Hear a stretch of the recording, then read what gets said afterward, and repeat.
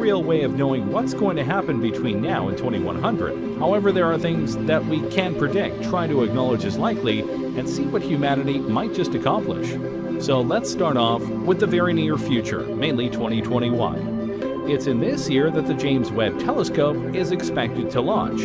So what is it? The James Webb Space Telescope is the most ambitious and complex astronomical project ever built, and bringing it to life is a long, meticulous process. The wait will be a little longer now, but the breakthrough science that it will enable is absolutely worth it, said Gunter Hasinger, ESA Director of Science. This project has been in the works for years, and billions of dollars have been spent on it. So you can't imagine there's been a lot of people wanting this launch to happen so that people and scientists know that they got their money's worth, right?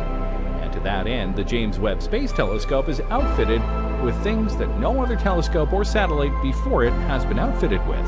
The Webb is an unprecedented endeavor in space science requiring utmost ingenuity in both the scientific and technical domains.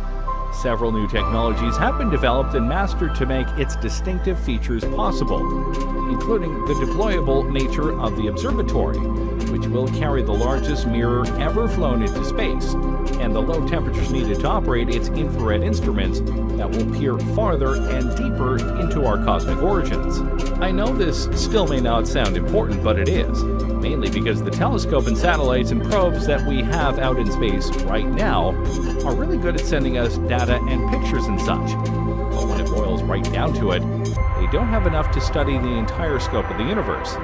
With the James Webb Space Telescope, it works at a different wavelength entirely, allowing it to see more.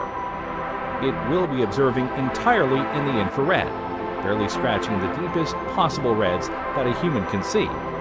In other words, the JWST will be studying a universe that is largely invisible to human experience. So basically, the reason that we need this telescope/observatory is because without it, we will be unable to observe a large part of the universe that we can only speculate on right now with the other devices we have.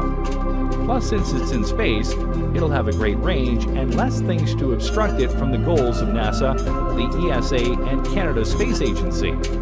So yeah, it's costing a fortune, but the potential benefits and rewards from having this thing in the sky watching the stars are numerous. Hopefully this helps show why people are very interested in this telescope.